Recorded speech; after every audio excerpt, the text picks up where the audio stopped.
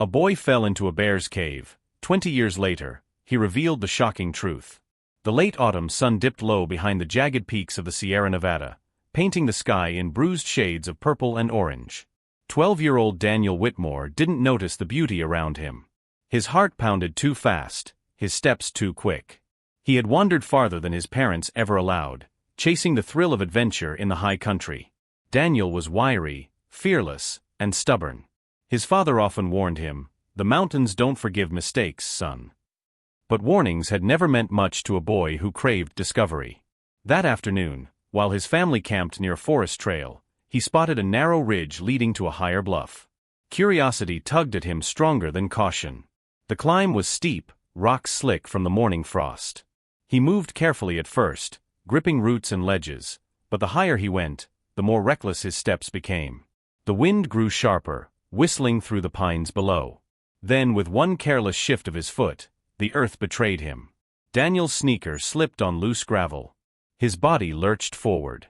He reached for a branch, missed, and tumbled. The world spun in a blur of rock, dirt, and sky. His shoulder slammed against stone, air bursting from his lungs. Pain exploded in his side as he rolled, down, down, down, until the ground vanished beneath him entirely. He fell into blackness. The landing was brutal but cushioned strangely, as though the earth had caught him in a hollow pocket. He lay gasping, blinking at the dim shaft of light above. Slowly, his eyes adjusted. The rocky walls around him weren't just jagged stone, they were curved, smooth, and dark. Daniel's stomach dropped. This wasn't just a hole. He was inside a cave. And then he heard it, a low rumbling growl. Daniel froze, every nerve in his body locking tight. The growl echoed off the cave walls, deep and guttural, vibrating in his chest. His first thought was wolves, but no, wolves howled. This sound was heavier, older, something primal. He forced himself to sit up despite the sharp ache in his ribs. The cave stretched wider than he first realized, its mouth hidden behind a curtain of roots and shadows. A faint shaft of daylight spilled through a crack above, just enough to paint moving shapes in the dark. Then his eyes adjusted, and he saw them. Not 10 feet away, a massive black bear stirred from where it lay curled on the stone floor. Its fur shimmered like midnight, its body powerful and immense. But it wasn't alone. Nestled against her belly were 2 cubs, small, round, and blinking curiously at the strange intruder who had dropped into their home. Daniel's throat went dry. His father's voice echoed in his head, "A mother bear with cubs is the most dangerous thing in these mountains. She'll kill to protect them." The bear rose slowly to her full height, towering above him even in the half-light. Her eyes glowed amber, fixed on the boy. The rumbling grew louder, vibrating the cave floor. Daniel scrambled backward until his shoulders hit stone. He had nowhere to go. The cave was a trap. His breath came in shallow gasps. His mind screamed at him to run, but there was no way out. The cubs squeaked, tumbling clumsily toward him as if curious about this small, trembling creature. The mother bear huffed, snapping her jaws, and the cubs froze in place. Daniel squeezed his eyes shut, waiting for the fatal charge, the crushing weight of claws and teeth. But nothing happened.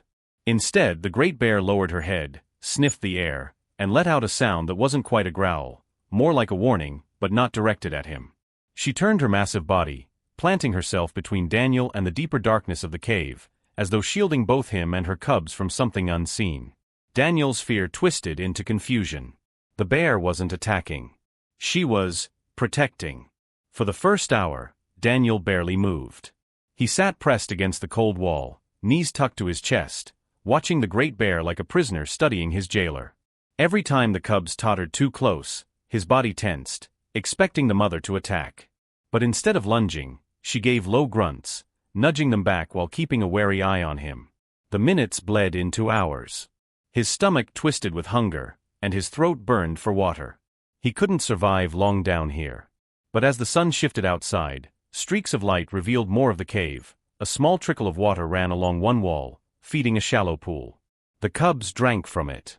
Slowly, Daniel crawled closer, glancing at the mother bear. She lifted her head, gave a sharp snort, then lowered it again. He dipped his hands into the icy stream and drank until his body stopped aching with thirst. By the second night, his hunger gnawed like a beast inside him. He watched as the bear dragged something into the cave, the carcass of a deer, its flanks torn. The cubs squealed, diving in, tearing strips of meat.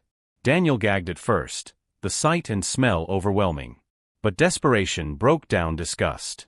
When the cubs wandered off, he inched forward, ripping a piece with trembling hands. The mother bear rumbled low, but didn't stop him. Each day followed a rhythm. He drank from the pool, shared scraps the cubs left behind, and huddled near the bear's massive body when the mountain nights froze the cave. At first, he thought she tolerated him only by accident. But once, when a bobcat crept too close to the entrance, the bear charged with explosive force, sending it fleeing. She returned, sniffed Daniel, and settled back down as though confirming he was still alive. He began to understand her sounds, the soft huffs that called her cubs close, the deeper growls that warned of danger. And slowly, impossibly, Daniel realized he was no longer just hiding in the bear's cave. He was surviving in it. While Daniel adapted to his strange new reality below, the world above grew frantic. His parents had noticed his absence within hours. At first, they assumed he had wandered off on a short adventure, something he'd done countless times before. But when the sun slipped behind the mountains and he didn't return, fear wrapped around their hearts like a vice. Search parties formed quickly. Rangers, volunteers, and neighbors combed the trails with flashlights, calling his name into the dark. Helicopters buzzed overhead in the following days, scanning the slopes for any sign of movement. They found fragments, a torn scrap of fabric caught on a branch, a shoe print pressed into mud, but no boy. The higher they searched, the colder and more dangerous the terrain became. Whispers began to spread in the camp. Perhaps he had fallen into a ravine, or been swept away by one of the icy rivers that cut through the valleys. His parents refused to give up. His mother lit candles in the tent each night, whispering prayers into the flame. His father trudged with the search team day after day, his voice hoarse from shouting Daniel's name. "He's alive," he told anyone who would listen. "I'll feel it until I don't." But as days stretched into weeks, hope waned. Meanwhile, deep within the earth, Daniel sometimes heard the faint sound of helicopters overhead. He pressed himself against the rocks, screaming until his voice cracked, but the walls swallowed his cries. He could hear them searching. He could feel their closeness. But the cave, hidden by roots and shadows, kept it secret. Above, the world mourned a lost boy. Below, a boy lived a life no one would believe. Winter began to loosen its grip on the mountains. The snow that had blanketed the peaks for months began to soften, water trickling down into rivulets that carved new paths through the rock. Inside the cave, Daniel noticed the changes. The pool grew deeper. The air smelled fresher. Somewhere unseen, new cracks were forming. One night, a storm raged outside. Rainwater dripped through the ceiling, pattering onto the stone floor. As Daniel curled beside the cubs for warmth, a loud crack split the cave wall. Pebbles showered down. The mother bear lifted her head, ears pricked. She sniffed the air, huffed, then lumbered toward the back of the cave. Daniel followed cautiously, curiosity outweighing fear. Where once there had been only solid stone, a jagged fracture now split the wall. Cold air rushed through, carrying the scent of pine and wet earth. The bear shoved her massive shoulder against the crack. With a rumbling grunt, she widened the opening. A shaft of daylight broke through, illuminating the cave in gold. Daniel's heart leapt. Freedom. He hesitated only a moment, glancing back at the cubs tumbling playfully in the corner. The mother bear turned her great head toward him. For the first time, their eyes locked without fear. Hers were deep, knowing, and strangely calm. She gave a low, almost gentle huff, as if dismissing him. Daniel understood. Clambering toward the light, he squeezed through the narrow gap, scraping his skin against sharp stone until finally, with one desperate push, he spilled out into the open air. He collapsed on damp earth, the forest stretching endlessly around him. Behind him, the bear stood framed in the crack, her silhouette massive against the glow. For a long moment, she watched him. Then, with a final snort, she turned back into the darkness, vanishing with her cubs. Daniel lay trembling, weak, but alive. The mountain had spared him. Or rather, a bear had. When Daniel stumbled out of the forest days later, search parties could hardly believe their eyes. Dirty, bruised, and half-starved, he collapsed into his father's arms. His mother wept until her knees gave way. Doctors and rangers rushed to him, peppering him with questions. How did you survive? Where had you been? What happened out there?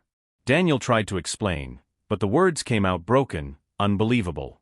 A bear kept me alive, he insisted. She didn't hurt me. She protected me. Some laughed nervously, assuming his mind had conjured fantasies from trauma. Others shook their heads in disbelief. But when they examined him, they found no signs of frostbite, no evidence he'd starved. Somehow, impossibly, he had endured the mountain's brutal winter. In time, the story spread. Some dismissed it as a child's wild imagination. Others whispered it was a miracle. Nature itself had chosen to spare him. Newspapers wrote about the boy who lived with a bear, though officials never found the cave he described. Years passed. Daniel grew into a man, the mountains never leaving his heart. No matter where life took him, college, work, family, he returned to those peaks again and again. He always searched for that hidden cave, though it seemed to vanish like a dream. Until one autumn, nearly 20 years later, he hiked alone, following trails long forgotten. The forest was quiet, the air sharp with the smell of pine and cold stone. And then, as if led by instinct, he found it, a narrow cleft in the rock, roots dangling like a curtain. His breath caught. Inside, the cave was smaller than he remembered, yet every detail struck him with painful clarity. The trickling pool, the smoothed floor, and there, etched faintly into the stone near the entrance, were deep claw marks, as if a massive animal had once sharpened her talons there. Daniel pressed his hand against the marks, eyes burning. She had been real. She had saved him. When he left, he didn't speak of it to anyone. Some truths, he realized, belonged to the silence of the mountains. But from that day on, locals spoke of the cave differently. Not as a place of fear, but of wonder. They called it the Bear's Sanctuary. And Daniel knew, deep in his heart, that a part of him had never truly left it. And so the boy who fell into darkness returned with a truth brighter than the sun. Sometimes, even the wild can choose mercy. Nature is not always cruel. Even in its fiercest forms, it carries balance, and sometimes compassion. Survival is not just about strength, but about bonds that defy explanation.